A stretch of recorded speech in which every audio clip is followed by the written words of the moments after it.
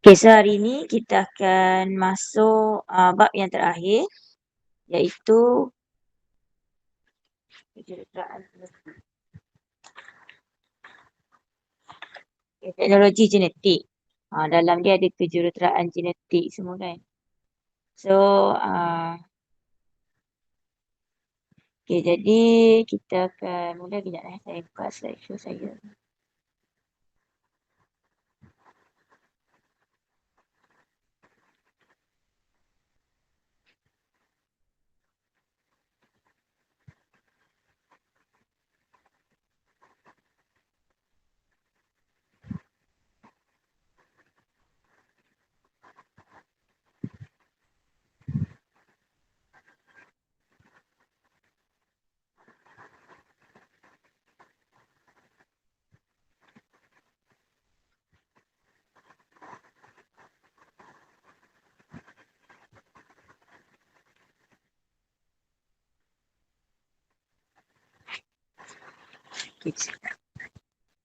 Okay, awak boleh dengar kan suara saya?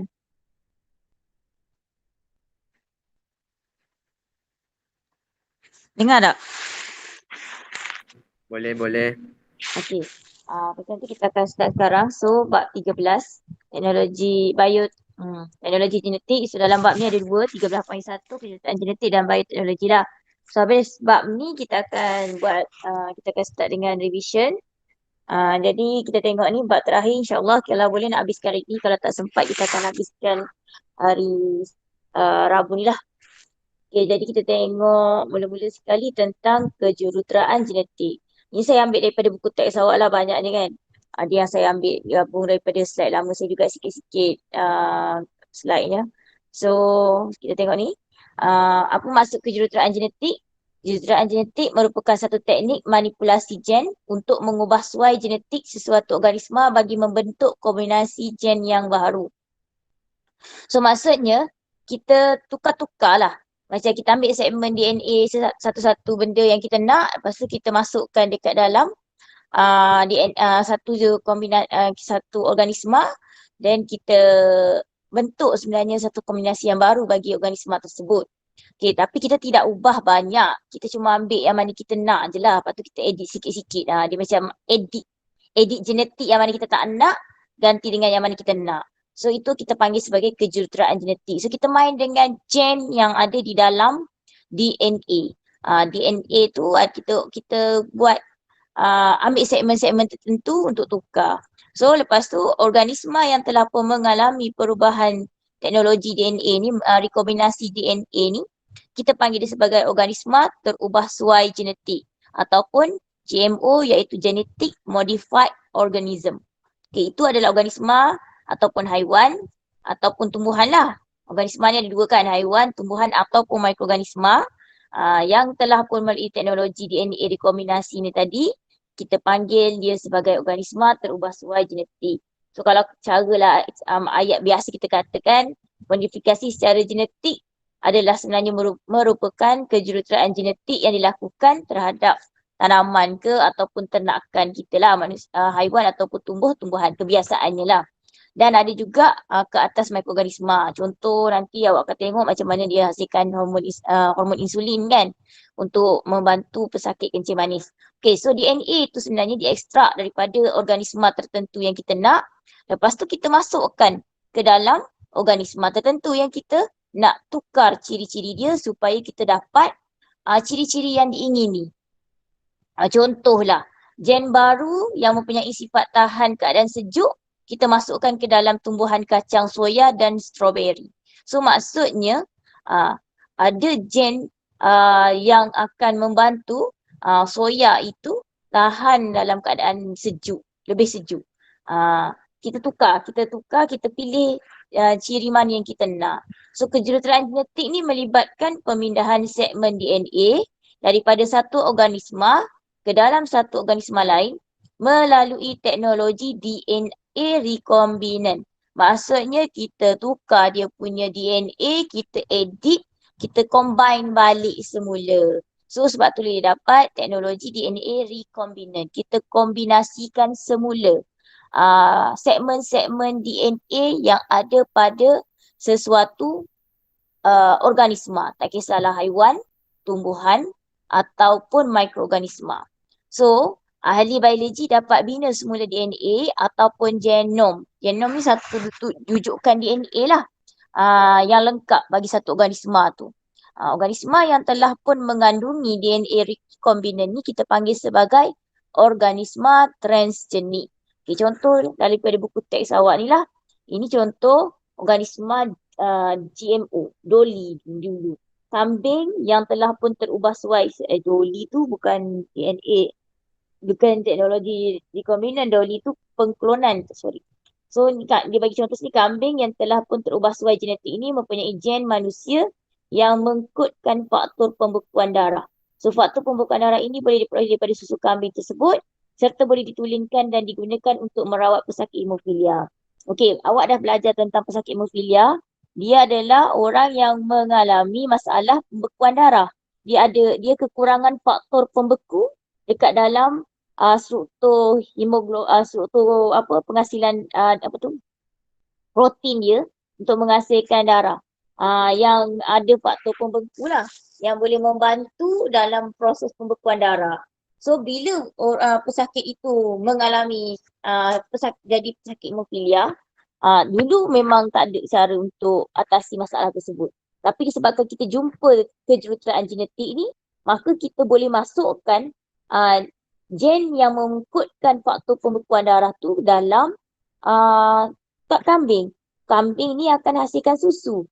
So, daripada situ, susu kambing yang mengandungi faktor pembekuan darah yang tak ada pada pesakit hemofilia tu dapat diambil oleh pesakit hemofilia. Jadi dia dapat membantu untuk merawat pesakit hemofilia lah. Hanya dengan meminum susu kambing yang mengandungi faktor pembekuan darah tersebut. So kita minta tolong daripada kambing untuk hasilkan faktor pembekuan darah untuk merawat pesakit hemofilia. Samalah kes dengan insulin juga sebenarnya. Okey, so susu yang dihasilkan oleh lembu ni pula mengandungi beta-lactoglobulin. Okey, apa dia yang ni? Beta-lactoglobulin ni sejenis protein yang menyebabkan alergik kepada kanak-kanak. Tapi disebabkan kita buat rekombinasi genetik ataupun teknologi kejuruteraan genetik ini, kita dapat hasilkan susu yang tidak mengandungi beta-lactoglobulin ni. So maksudnya dibuanglah gen yang mengandungi beta-lactoglobulin ni. Jadi susu yang dihasilkan oleh lembu ini tidak lagi mengandungi bahan yang menyebabkan alergik kepada kanak-kanak. Jadi kanak-kanak tu boleh gunalah. Mana-mana, tak semua, ada setengah kanak-kanak lah dia ada alergik kepada susu lembu kan. Kadang-kadang dia pun ambil susu soya. Ada juga, tapi sekarang ada option lain. Susu lembu juga boleh dihasilkan oleh lembu tersebut, tapi kita dah tukar sikit lah dia punya genetiknya. So itu contohlah organisma terubah suai genetik. Ini makanan terubah suai genetik. Genetic modified food. Makanan yang terubah suai secara genetik. GMF. GMF. Tadi GMO, genetic modified organism. Teknologi DNA recombinant ini digunakan dekat dalam tanaman. So, contoh kat sini padi ke, kelapa sawit ke, nenas, jagung, kacang soya lah. Okay, jadi ada juga ikan, ternakan, ikan salmon, lembu dan kambing. Okay, untuk mendapatkan ciri-ciri yang diingini. Bila dia dah jadi makanan, kita panggil dia sebagai makanan yang terubah suai secara genetik, GMF. Okay, dia ada kandungan DNA daripada spesies tumbuhan atau haiwan yang lain lah. So pengambilan GMF oleh manusia berkemungkinan membawa pelbagai implikasi yang masih belum diketahui terhadap kesihatan. Okay, sebenarnya semua makanan yang awak jumpa dekat supermarket sepatutnya yang dipasarkan lah maksud saya, dia memang dah tulis dah adakah makanan itu adalah terdiri daripada GMF. Sebabnya ada sesetengah orang yang alergik. Contohlah dia macam tadi kan, dia alergik terhadap ada sesetengah benda. So kita orang biasa yang menghasilkan makanan yang GMF ini telah pun dekat packaging dia dah tulis siap-siap. Ada satu lagi bukan sebab apa? Sebab keagamaan. Maksudnya contoh kan orang India dia ada satu apa dia panggil dalam agama dia tu lah yang tak makan haiwan kan, jenis vegetarian. So diorang tu memang tak boleh makan lah makanan yang GMF yang ada haiwan. Maksudnya dia masukkan DNA haiwan dekat dalam tu. Bagi agama diorang benda tu tetap salah. Bagi golongan-golongan vegetarian India yang pegang kuat pada agama dia. Sebab yang itu pun dikira ada uh, DNA daripada haiwan. So dia tak boleh makan.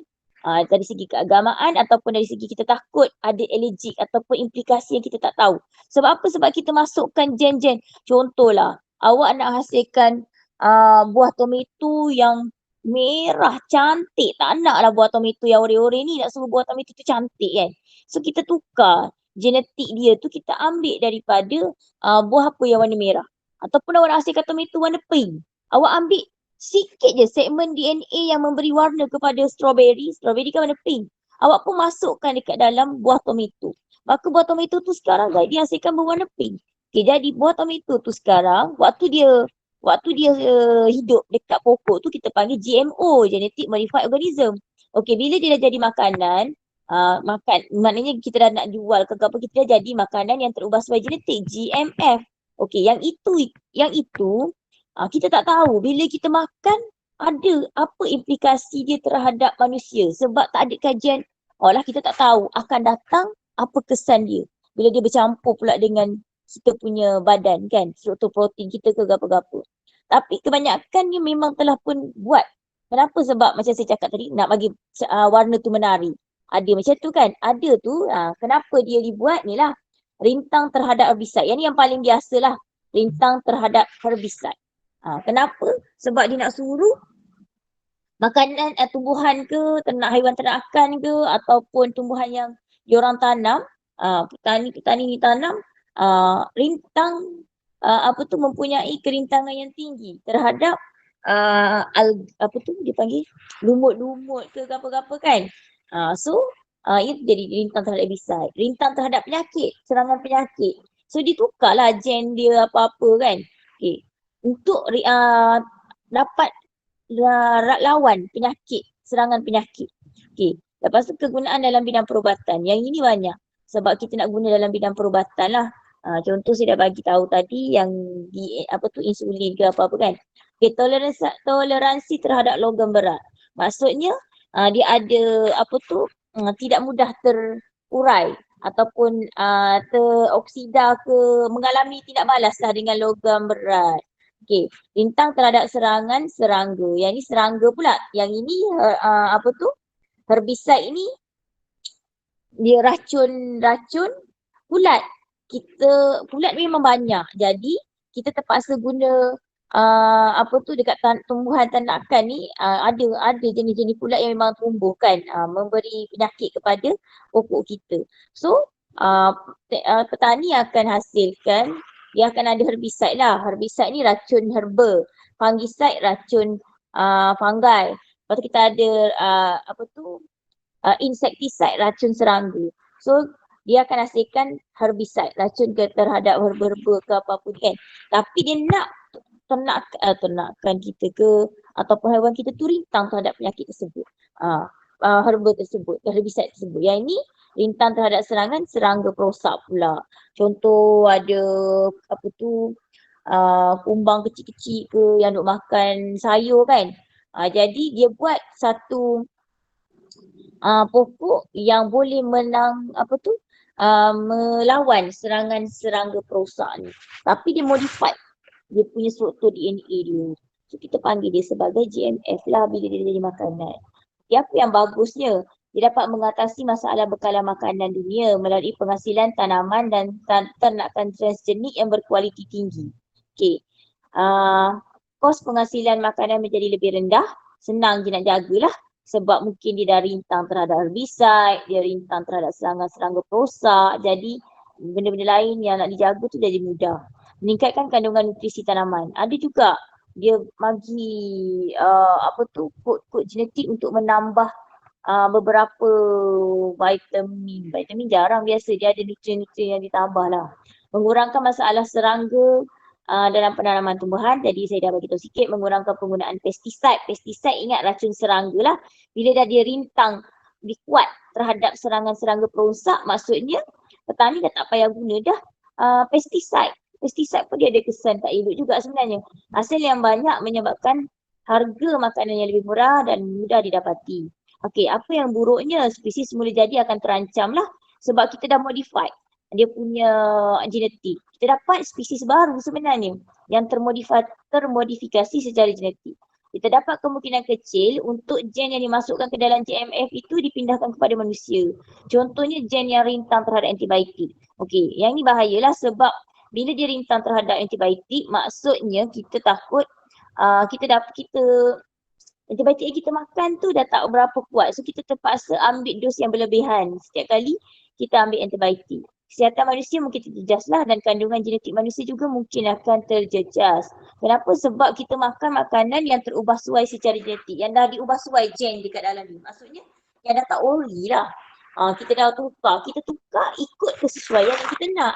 Masalahnya kita tak tahu implikasi dia kepada manusia, kepada haiwan tersebut, kepada tumbuhan tersebut untuk jangka masa yang panjang. Yang biasa dapat yang awak nampak sekarang ni kebanyakannya adalah manusia mudah terdedah kepada serangan penyakit-penyakit. Lagi senang sebab kita punya sistem pertahanan badan mungkin dah jadi tak kuat ke apa ke kan. Akibat daripada kita makan benda-benda macam ni. Kadang-kadang kita tak perasan pun kita terambil sebenarnya GMF ni. Okey, lepas tu satu lagi yang kuat sangat nampak sekarang adalah ramai orang yang tiba-tiba menghidap kanser. So kanser itu salah satunya mungkin disebabkan oleh terdedah kepada radio kita panggil sinaran-sinaran berbahaya. Tapi mungkin juga akibat daripada makanan yang dimakan yang mengandungi GMF ini. Yang kita makan ni sebenarnya GMF kan. Mungkin dalam benda tu. Tapi itulah antara punca sekarang kenapa ramai orang yang tiba-tiba menghidap kanser. Tak pasal-pasal kan. Sebab memang kanser tu adalah perubahan yang berlaku secara tiba-tiba semasa proses mitosis. So dia ada banyak ejen mutagen yang menyebabkan proses itu berlaku. Sama juga dengan banyakkan penyakit-penyakit yang jumpa sekarang lah. Okey, penyakit-penyakit moden kan yang dulu tak jumpa, tak kenal pun benda tu ada. Tiba-tiba sekarang muncul. Okey, satu lagi, kita pun tak tahu. Mungkin juga COVID itu terhasil akibat daripada benda ni semua. Try and error. Tiba-tiba tak jadi benda lain kan. Kita pun tak tahu, wallahualam. Itu akibat daripada kejuruteraan genetik lah. Ada orang kata akibat daripada kejuruteraan genetik. Dia try nak masukkan nenek-nenek, lepas tu tiba-tiba terjadi virus. Sebab benda ni kalau tak ada pengaruhan, tak ada yang menghala ke arah itu, mungkin nak jadi dia lambat. Tapi bila kita duduk belajar semua teknologi ni, kita try buat, kita khawatir benda tu tak jadi, lepas tu kita pun buang. Lepas tu mari pula binatang lain makan apa semua kan. Masuk dekat dalam badan dia, jadi benda lain lah. Itu sebenarnya dia punya etika dalam kejuruteraan genetik ni memang kena follow betul-betul. Kalau benda tu tak jadi, kita tak boleh nak buang mata rata, kita kena musnahkan benda tu. Sebab kita khawatir, mari pula organisma lain dia makan benda tu dan dia pun berubah suai dekat dalam badan dia. Kita tak tahu, wallahualam benda tu semua kan. So kita tengok ni, gen daripada bakteria ni contoh-contoh lah, Bacillus thuringiensis ni dimasukkan ke dalam gen jagung untuk mempertingkatkan kerintangan jagung terhadap serangga perosak. Okey, yang ni saya ambil daripada buku teks awak dia. Dah memang hidup dah cantik dah, lagipun kita memang kena fokus kepada apa yang ada dalam buku teks. Kan? Okey, super salmon yang berubah suai genetik pada usia 8 bulan. Ikan salmon ini mengalami dia ubah suai genetik dia dan telah diluluskan oleh Food and Drug Administration lah, FDA, sebagai selamat untuk dimakan di Amerika Syarikat. So gen hormon pertumbuhan daripada ikan salmon Chinook ini dimasukkan ke dalam genom ikan salmon Atlantik. Dengan ini ikan salmon Atlantik membesar dengan lebih cepat, iaitu super salmon dapat dihasilkan sepanjang tahun lah. Okey, ini nak mempercepatkan lagi proses penghasilan ikan salmon ni sebenarnya. Okey, lepas tu ubi kentang merupakan tanaman yang sangat penting terutamanya bagi penduduk di kawasan beriklim sejuk lah. Namun begitu, ibu kentang sangat sensitif terhadap suhu yang rendah dan kejadian frost. So, gen yang menyebabkan toleransi terhadap keadaan beku daripada tumbuhan Arabidopsis species telah dimasukkan ke dalam genom ubi kentang. So, ubi kentang yang dihasilkan dengan boleh dihasilkan dengan baik lah di kawasan yang beriklim sejuk.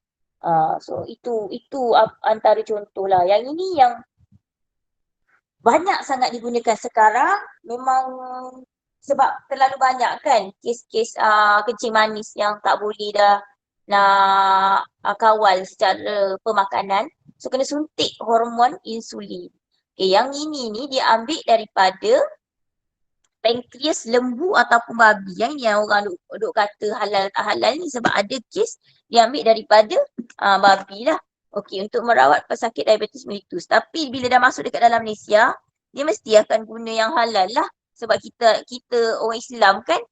Jadi dia akan dapatkan sijil halal. Sijil halal itu mesti melalui proses-proses tertentu. So, biasanya yang diberi kepada orang Islam adalah datang daripada pankreas lembu. Yang tu insulin diekstrak daripada pankreas lembu lah. Tapi sekarang ini insulin yang terbaru adalah akibat daripada kejuruteraan genetik. So kita minta tolong daripada bakteria untuk hasilkan insulin. Yang tu yang uniknya. Maksudnya bakteria tu jadi macam kilang.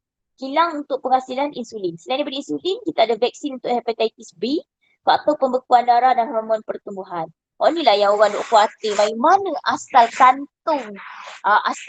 Dia ada dalam putih awak ni kan. Macam ni. Sel bakteria ni dia orang khawatir datang daripada mana? Satu, ambil DNA awal-awal ni. Ambil daripada lembu ke? Ambil daripada mana ke? Ataupun diguna ke apa? Yang dalam ni lah. Sebenarnya yang menjadi orang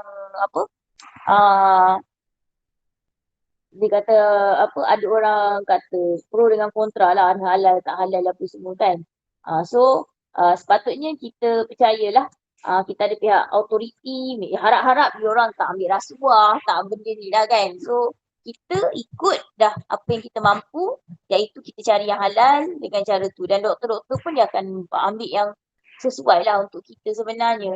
So apa yang dia buat adalah ni di DNA insulin, serpihan DNA manusia yang mengandungi gen insulin lah.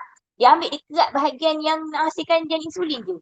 Dipotong menggunakan enzim pembatasan. Lepas tu dia akan ambil plasmid yang merupakan DNA bulat dalam bakteria, digunakan sebagai vektor pengklonan. Maksudnya dia nak klon gen DNA insulin ni lah. Dan dia akan sambung guna enzim DNA ligase ni, sambung dekat plasmid itu bahagian insulin tersebut. Lepas tu dia tumpang. Yang ni dah jadi rekombinasi ni. Maksudnya kita ambil gen daripada benda lain, kita campur dengan gen daripada manusia, kita ambil, lepas tu kita ambil DNA daripada bakteria. Kita combine sekali. Gen insulin daripada manusia, kita ambil bakteria punya DNA. Lepas tu kita kerat bahagian tertentu dia dan kita ambil tempat insulin tadi, kita letak dekat DNA bakteria tersebut. So kita pun dapat gen yang telah pun rekombinasi barulah. Okey, plasmid ini.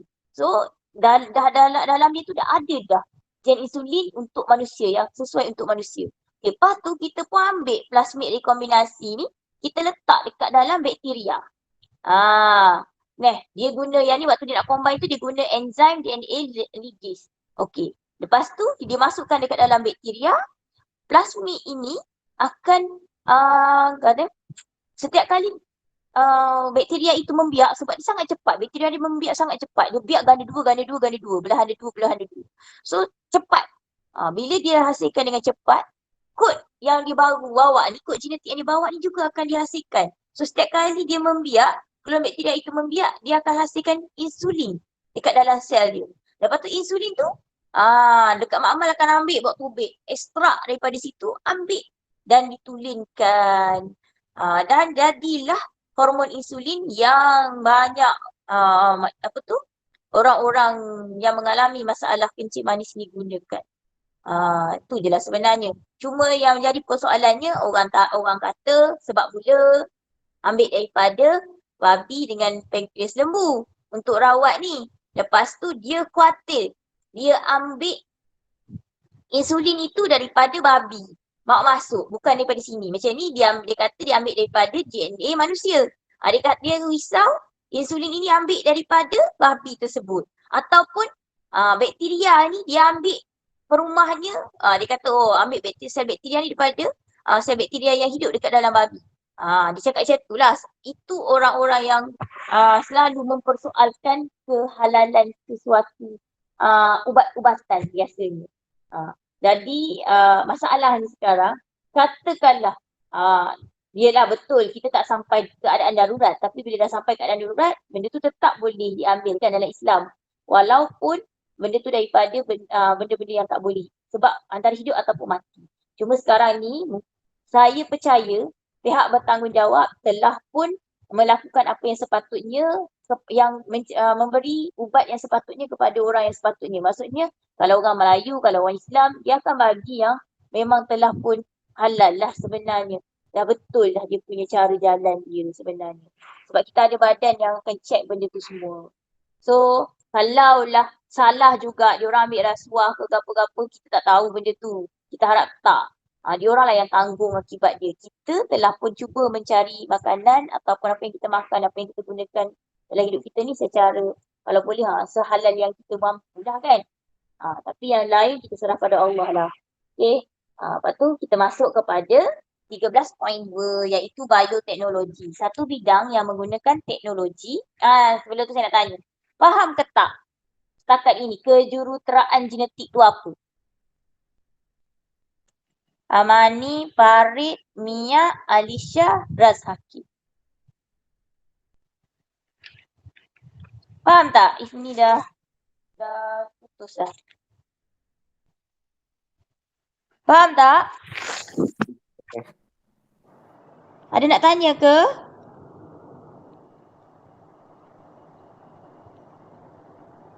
Tak ada nak tanya? Tak ada. Tak ada nak tanya yang ni macam mana tak ada. Faham dah macam mana rekombinasi tu berlaku? Dia kerak sikit lah macam ni lah. Dia kerak dia ambil bahagian DNA manusia ni yang asal. Lepas tu bila dia dah buat dapat berjaya sekali kan, dia tak perlu dah ambil DNA manusia dah, tak. Dia akan guna ni je. Kopi je. First je sebenarnya. Lepas tu dia akan kopi macam kita mesin photostat. Photostat banyak mana.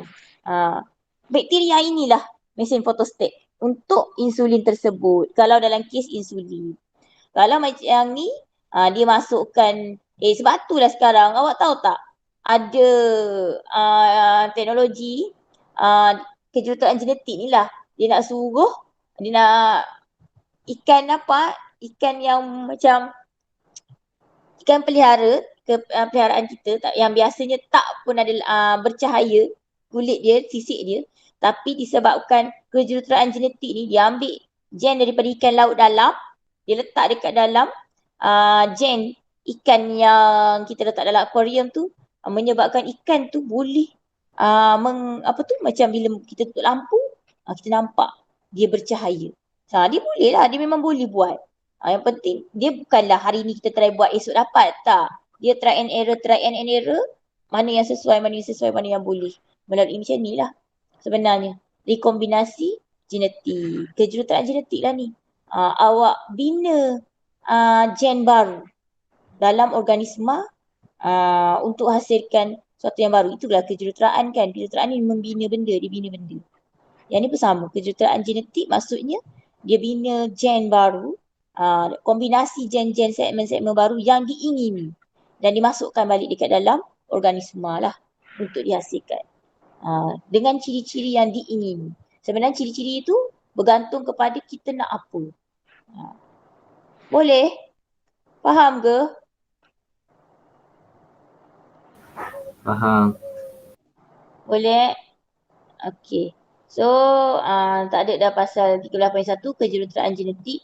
So, kita akan masuk kepada bioteknologi. Bioteknologi ni satu bidang menggunakan teknologi atau manipulasi organisma bagi tujuan menghasilkan atau mengubah suai sesuatu produk biologi lah. Okey, bioteknologi bertujuan meningkatkan mutu hasil keluaran ternakan atau tanaman serta membangunkan penggunaan mikroorganisma yang sesuai bagi sesuatu tujuan yang khusus. Sekali lagi kita minta tolong mikroorganisma sebenarnya. Okey, so industri ni banyaklah ni jenis-jenis aktiviti bioteknologi berdasarkan warna.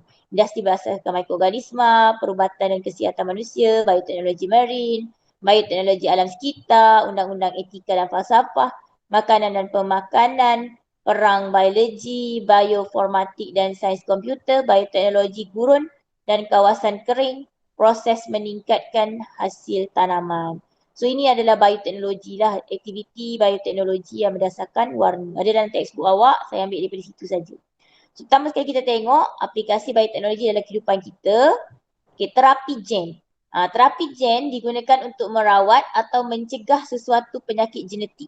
So ini ambil daripada textbook awak ni. Dalam terapi gen yang normal, dalam terapi gen yang normal disisipkan ke dalam gen pesakit untuk menggantikan gen yang abnormal.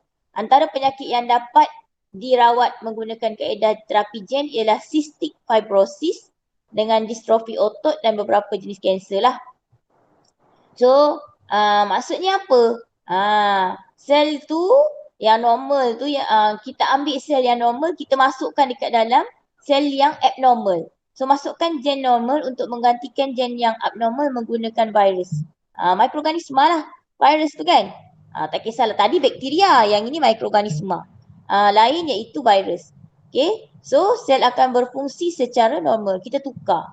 Tempat yang bermasalah tu, kita gantikan. Maka DNA yang akan dihasilkan seterusnya adalah kod genetik dengan yang betul lah. So dah tak ada dah mengalami masalah penyakit cystic fibrosis ataupun distrofi otot ni dan juga beberapa jenis penyakit kanser yang lain lah. Okey, lepas tu kita tengok pemprofilan DNA. Okey, yang ini ni adalah teknik forensik yang digunakan untuk mengenal pasti individu berdasarkan DNA. Kes yang macam kembar itu kan, yang yang kata tak tahu kembar ke tidak, patut cek-cek, oh rupa-rupanya kembar tu terpisah, kembar seiras tapi terpisah. Macam mana dia buat, macam mana dia cek DNA yang pasangan kembar tu dengan parents dia, dengan yang dia tertukar tu. Dengan parents yang tertukar tu. So, itu sebenarnya melibatkan pemprofilan DNA. Dia akan ambil lah sampel, sikit je. Sampel, ambil lah, ikut lah. Sebenarnya kuku kita pun sampel DNA kita boleh ambil sebab dekat dalam setiap gen yang ada pada badan kita ini, kulit. Kalau dia luruh kan, kita tak nampak. Adalah, itu yang kalau awak tengok CSI tu. Duk bergelut-bergelut dekat kuku je. Dia tertoreh, terpegang kuat. Masuk DNA sikit je. Kulit penjenayah. Lepas tu dia boleh ambil daripada kuku orang tu untuk cek penjenayah. Sebab DNA kita ni ada, semua memang ada. Bulu ke, rambut ke, bulu kening ke, kita ambil sikit je. Even berus gigi yang digunakan boleh digunakan untuk cek DNA. Kenapa? Sebab kulit kita kan macam saya cakap lah, dia sentiasa hasilkan yang baru dan dia akan luruhkan yang lama ni. Dia akan gelupah lama. Serta masuklah dekat dalam mulut. So dekat dalam berus gigi memang ada banyak DNA lah. Kenapa? Sebab kita gosok gigi tu kan mesti akan ada. Bukanlah daripada berus gigi awak tu, daripada kulit. Kulit-kulit dekat dalam mulut kita tu. Dia akan tertanggal. So akan lekatlah pada berus gigi. Okay, bukannya daripada tempat gigi tu yang kita gigi yang tu yang awak nak buang. Yang ni yang lain. Okay. So semua sama. Ingat DNA semua sangat unik. Semua berbeza. Kecuali kembar seiras. Farid dengan Faiz samalah DNA dia. Sebab datang daripada satu individu yang sama. Yang satu kita panggil apa? Fetus yang sama. Daripada dalam perut. So sama sebiji kalau DNA untuk kembar seiras. Kalau lah adik-beradik lain. Semua lain-lain. Tapi Bila kita check DNA, kita akan dapati dia akan keluar 99% ke 98% anak dia ni. Anak dia ni.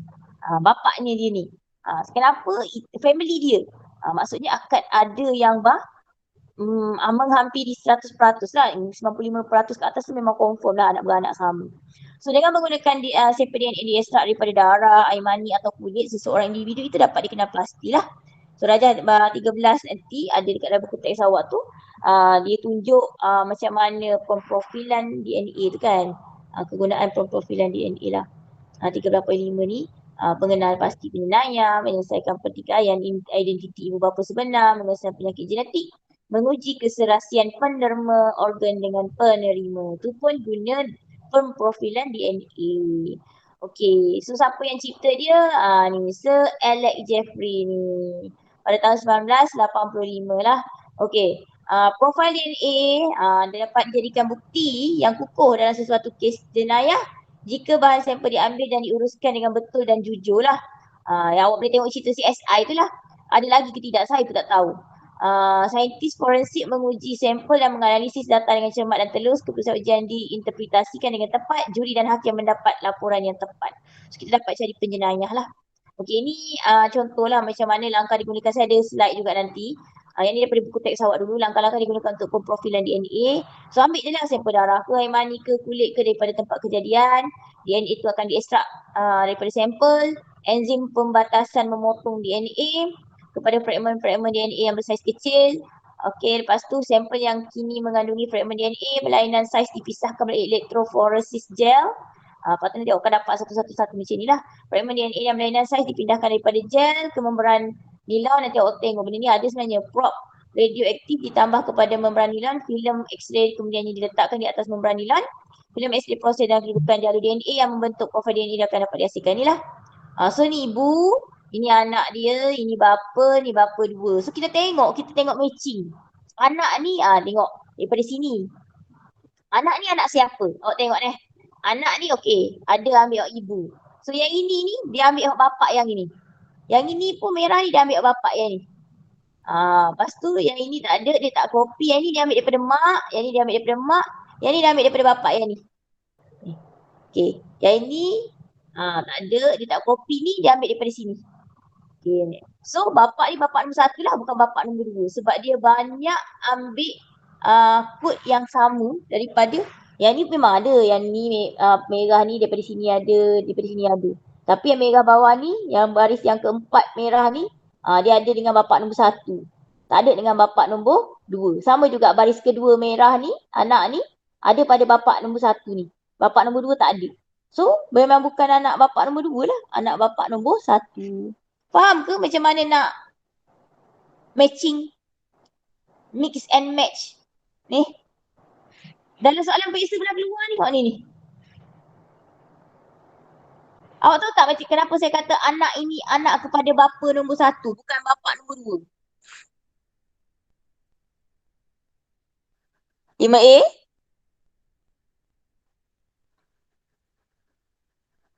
Dengar ke tak? Saya tutup kali. Dengar dulu. Dengar, faham tak macam mana saya dapat anak tu anak kepada bapa nombor 1? Faham ke? Faham. Boleh ke? Semua orang faham ke ni yang ada dengan saya ni? Amani, Alisha, Farid, Mia, Raz. Siapa tak faham? Tak faham, oyak lah. Nak oyak pula. Nak tegang pula. Alisha faham, Alisha? Faham. Faham. Amani faham? Faham. Mia faham ya? Faham. Ras. Faham, cikgu. Farid? Faham, cikgu. Okay. So, kita check. Dia matching banyak serupa siapa? Garisan tu ikut mana? Ikut ada pada siapa? So, itulah kombinasi yang paling betul, paling sesuai dengan dia. So, dapatlah anak dia ni kan siapa. Okay. So ini macam mana, dia panggil juga cap jari DNA lah sebenarnya ni. Apa tu pemprofilan DNA ni. Bukannya awak ambil cap jari tu, bukan. Itu yang nak pergi bawa keluar duit kat bank ke apa semua. Betul, cap jari pun beza-beza. Even gambar seiras saya rasa beza. Farid dengan Faiz pun beza kot cap jari ni. Sebab cap jari ni kalau tak silap saya dihasilkan semasa dalam kandungan ibu. Bila dalam kandungan dia dah dua individu yang berbeza. So aktiviti dia dah jadi berbeza dekat dalam perut mak dia tu. Jadi mungkin kemungkinan besar cap jari lain. Tapi DNA kesama Farid. Farid dengan Faiz pernah check tak cap jari? Tak Tak pernah. Tak pernah check. Tak pernah cikgu. Tak pernah. Kalau boleh kan, awak ambil lah apa-apa macam mana biasa yang kat bank tu. Kalau dekat sekolah saya ada sebenarnya. Boleh lah. Awak tekan, kita boleh check. Faiz dengan Farid ni sama ke tidak? Ibu jari dah kita nak check, bukan nak check banyak pun.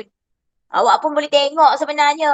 Tengok tangan awak, lepas tu panggil Faiz tengok. Sama tak cap ibu jari dia? Sama ke tidak? Saya rasa lain. Kalau sama, kita awak check. Lepas ni awak bagi tahu saya. Boleh Farid? Boleh. Nanti check bagi tahu. Rasa saya ibu jari pun dah beza. Tak tahulah kalau hak lain-lain tu lagi. Rasanya lah. Sebab saya pernah baca kat mana entah. Sebab ibu jari ni cap-cap apa bentuk-bentuk yang ada pada tangan kita ni. Garisan-garisan yang ada pada tangan kita ni terbina semasa kita sedang membesar dekat dalam rahim mak kita. So bila dia dah jadi dua individu berbeza, apabila diorang start daripada awal tu kan mula-mula daripada satu. Sebab tu DNA diorang sama, kembar seiras ni. Tapi bila dia dah bagi complete dua tu, lengkap tu, dia akan jadi dua individu yang berbeza walaupun dalam kantung uterus yang sama. Plasenta yang sama. Sebab dia jadi dua individu berbeza. So pembentukan dia tu sepatutnya rasa secara logiknya memang tak sama. Tapi tak tahulah kan kalau sama. Saya salah faham lah kot saya baca tu. Dia yang saya ni, Farid ni. Check. Okay. So sama je ni dengan yang tadi kan. Cuma yang ni dalam bentuk macam ni dah. Tadi dalam bentuk ni. So ni lah sama-sama tak payah bagi tahu lah. Okay. So cap jari ni sangat berguna lah. Corak jalur ni. Inilah sebenarnya. Ni tempat dia. Bukannya awak ingat buat ambil-ambil macam tekak. Dia akan ambil ni. Masuk dekat dalam ni lah. Gel elektroforesis ni yang ada dekat dalam kotak pesawat tu kan dia kata dia akan masukkan kat dalam memberan apa benda semua tu kan. So inilah bendanya melalui elektroforesis gel. Inilah barang dia. Gel elektroforesis of DNA. So dia akan masuk dekat dalam ni. Nanti awak tengok ni benda ni. Ni tu panggil gel. Sebab tu kita panggil dia gel. Memang nampak macam gel kan. Nampak macam agar-agar tak? Ini bendanya. Ui, awak tu senyapnya lah. Lepas tu dia akan pancarkan dan dia akan nampak ni. Nampaklah kod-kod tu. Electrophoresis of DNA dekat atas gel ni. Ni dia akan masukkan ni. Dan dia akan keluar garisan tu. Lepas tu dia akan tengok. Ni. So inilah DNA fingerprinting untuk satu manusia. Panjang lagi ni, banyak ni. So nak hasilkan bukan senang lah benda ni. Okay, so kalau awak tengok ni ialah sebenarnya gel electrophoresis tu. Okay, jadi kita tengok seterusnya penghasilan tumbuhan bertoleransi serangga perosak. Penggunaan baka kapas tebal yang bertoleransi pada ulat perosak. Kapas contohnya kapas BT ni. Okay, di ladang kapas untuk mengurangkan penggunaan racun perosak lah. Macam dah saya terang sikit tadi kan. Okay, tanaman BT disuntik dengan gen daripada Bacillus thuringiensis.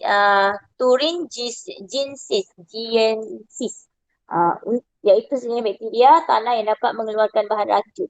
So, langkah ini dapat menyebabkan kos racun makhluk perosak dan meningkatkan pengeluaran kapas. Jagung pun sama juga. Dia cocok BT ni. Bacillus thuringiensis. Bacillus ni bakteria. Bakteria berbentuk silinder, Bacillus. Nama spesies dia thuringiensis.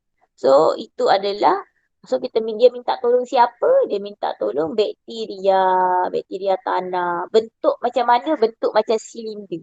Macam ni dah sebenarnya. Ni bentuk contoh bakteria bentuk silinder. Ni ni. Ni bakteria ni. Bentuk silinder, bentuk macam ni lah. Maksudnya. Sebab tu kita lukis pun bentuk gini. Untuk silinder, awak janganlah ingat silinder macam mana, dia macam ni dah. Okey, sekejap. Lepas tu sambung balik. So, dia minta tolong bakteria tanah ni, Bacillus thuringiensis ni lah. Okey, untuk hasilkan kapas yang tahan terhadap serangan serangga perosak dan jagung yang tahan serangan serangga perosak. Dengan cara dia akan keluarkan toksin BT ni, Bacillus thuringiensis ni. So, toksin tu akan mengganggu sistem penyeraan serangga perosak dan menyebabkan serangga perosak mati. Jadi, dia tak payah dah sembuh-sembuh pesticide kepada pokok kapas dan pokok jagung. So, dapat jimat duit.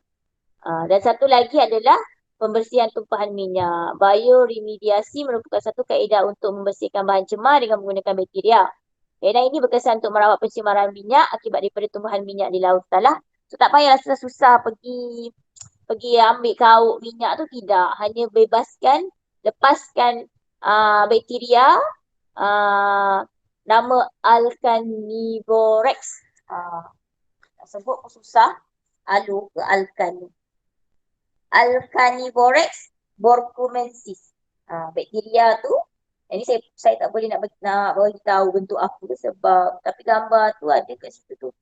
Sebab daripada sini tak dapat nak ambil nama dia tu.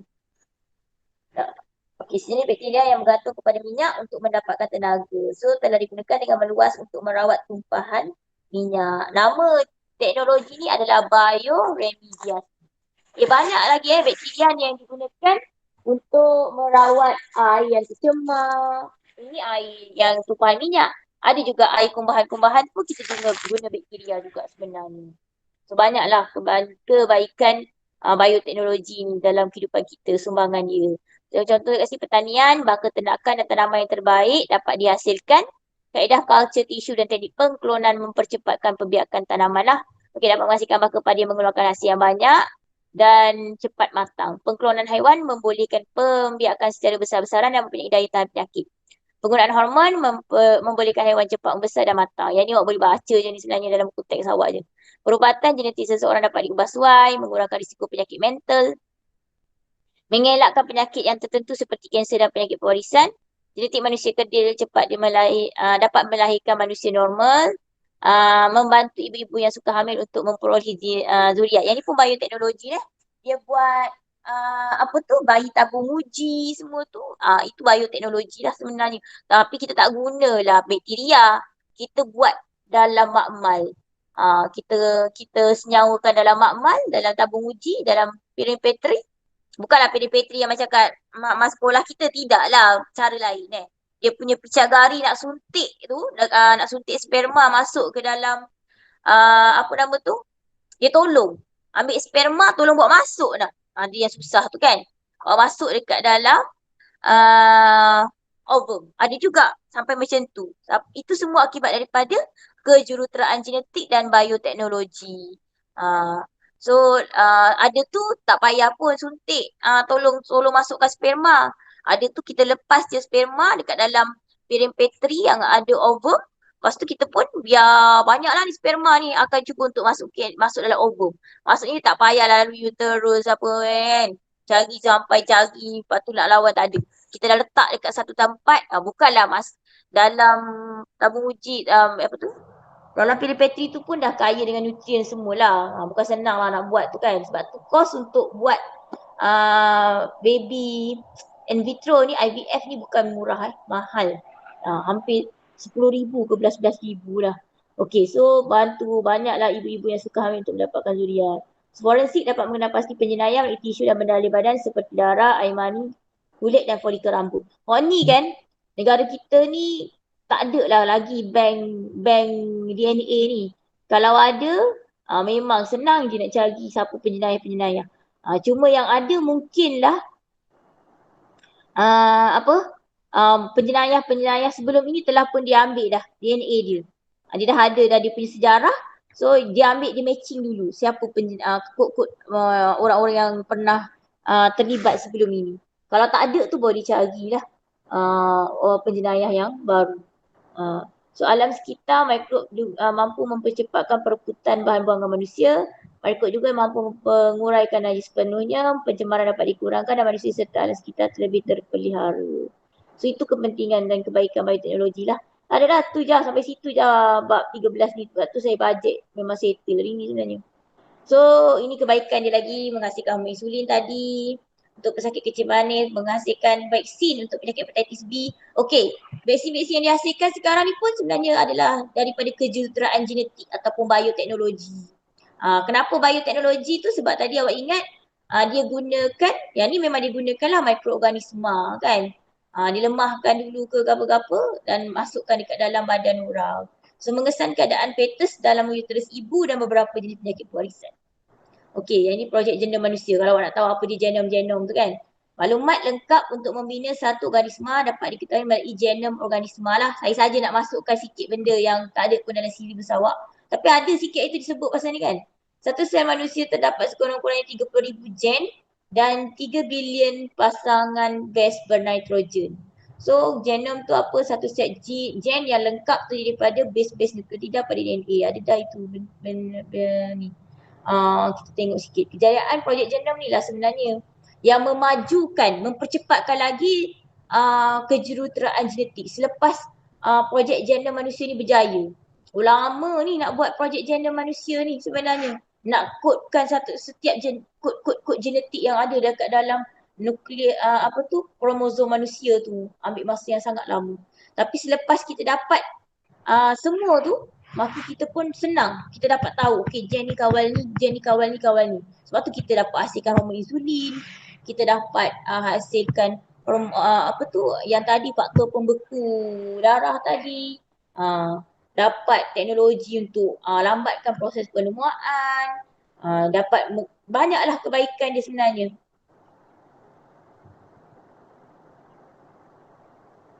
Okey, yang ini yang terbaru stem cell research ni.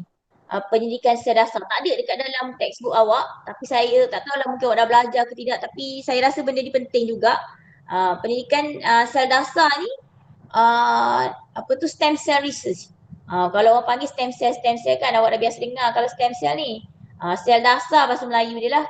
So pendidikan yang luas dalam bidang ini memberi harapan dan peluang kepada pelbagai jenis penyakit tak tersembuh lah untuk diubati. Stem cell adalah sel yang boleh membahagi dan berkembang menjadi sel-sel khusus dengan fungsi tertentu. Maksudnya dia ambil sel yang asas yang belum membahagi lagi. Pendidikan stem cell ini melibatkan penggantian tisu ataupun organ yang rosak dengan pemindahan stem cell. Organ yang rosak ini akan tumbuh semula untuk menggantikan sel-sel yang rosak. Sebab tu sekarang ibu mengandung yang nak melahirkan anak, dia akan tanya. Kalau dulu pihak swasta saya tak tahu sekarang kerajaan pun tanya ke tidak. Nak tak simpan stem cell baby itu kat bank? So dia bayar macam insurans tau, stem cell ni. So apa dia buat waktu ibu tu nak melahirkan anak, doktor akan ambil selalu bahagian dekat dengan tali pusat baby tu untuk disimpan. Itu adalah sel asas, sel dasar lah, stem cell yang belum lagi membahagi, yang akan membantu. Kalau satu family ada satu pun tak apa dah. Sebabnya mesti dia punya gen dia lebih kurang je dengan adik-adik yang lain ataupun dengan mak bapak dia kan. So dia dapat tolong banyak lah penyakit ke ataupun kalau ada tu di tengah cuba buat hasilkan stem organ daripada stem cell. Ada teknologi yang try cuba.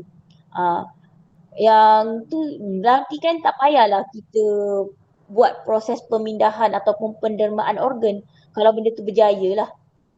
Jadi kita boleh hasilkan organ yang rosak tumbuh semula untuk menggantikan sel-sel yang rosak.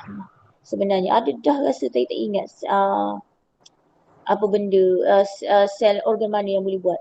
So sejak tahun 1998 baru je lagi ahli penyelidik telah berjaya memencilkan sel-sel dasar stem cell dan membenarkan ia tumbuh di dalam makmal. Sebab itulah kita ada bank stem cell sekarang. So ada terdapat dua jenis sel dasar.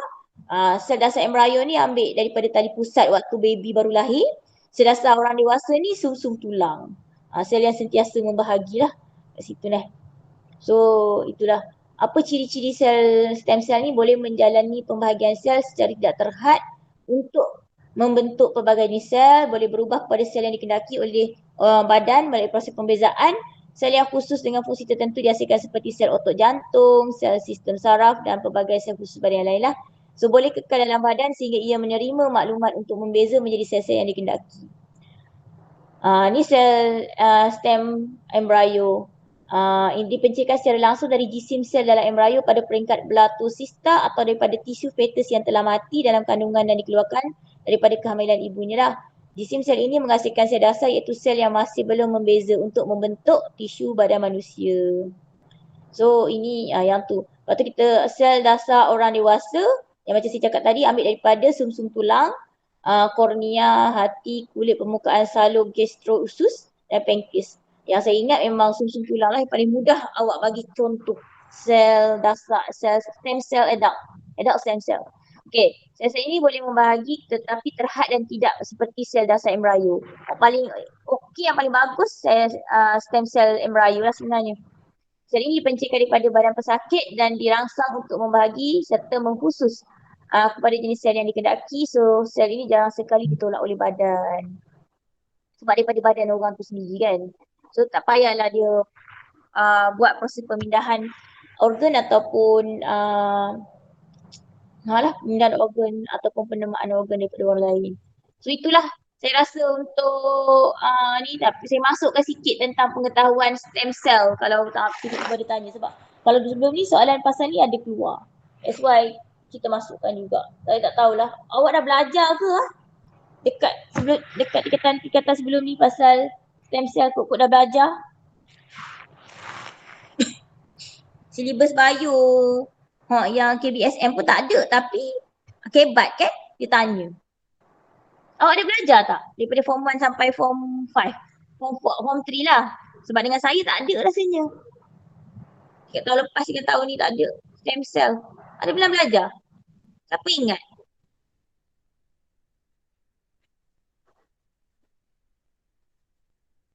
Tak ada orang ingat? Pernah cikgu tapi tak ingat. Tingkatan berapa tak ingat? Okey, pengklonan ni tahu kan sebab tahun lepas kita belajar ni sebenarnya. Merupakan satu teknik yang menghasilkan zuriat yang menyerupai induknya dalam semua aspek lah. Tapi dia tak payah guna, tak ada dah gambar, tak ada slide, saya tak buat. Jadi dia guna elektrik untuk combine. Saya rasa tahun lepas kita dah belajar waktu belajar mitosis dengan meiosis ni. Pasal pengklonan ni. Saya pun tak sempat nak copy, nak suruh ingat balik apa dia pengklonan semua. Apalah, ada nak tanya ke? Untuk topik hari ni. So kalau memang habis dah ni silibus kita. Untuk tahun ini. 5A.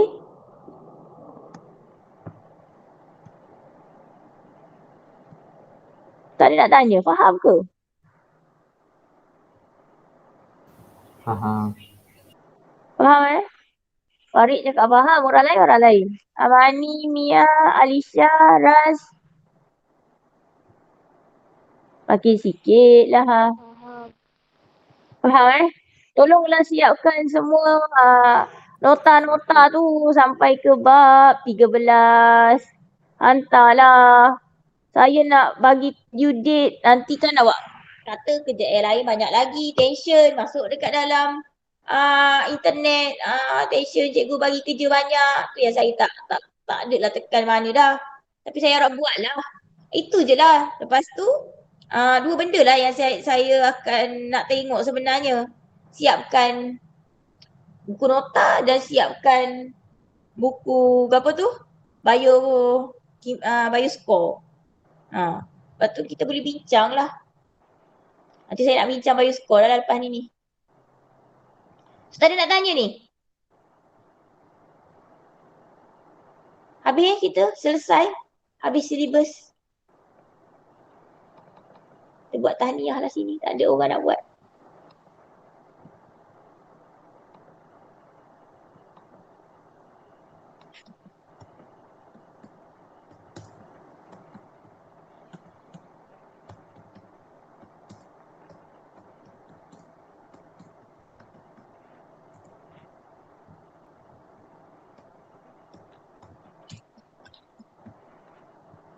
Tak ada nak tanya sungguh ni? Ya orang tak masuk lagi tak tahulah macam mana. Tak ada nak tanya? Tak ada nak tanya, kita berhenti ya.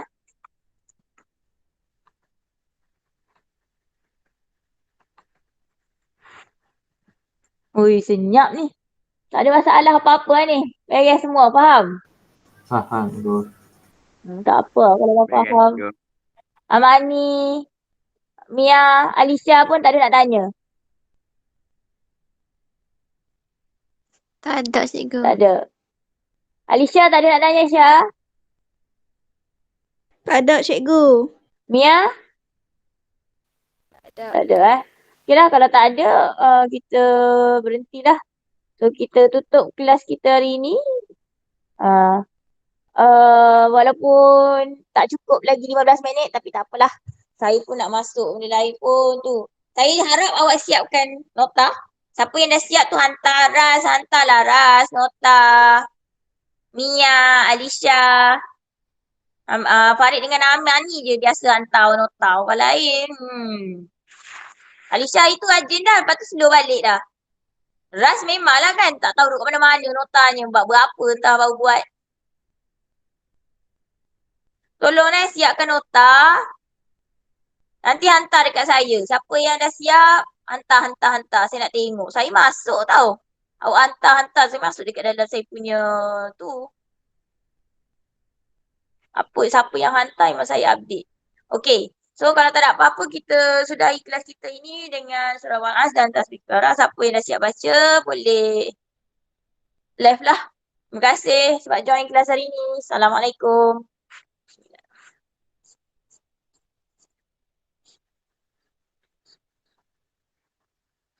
Terima kasih cikgu. Okay. Terima kasih cikgu. Terima kasih cikgu.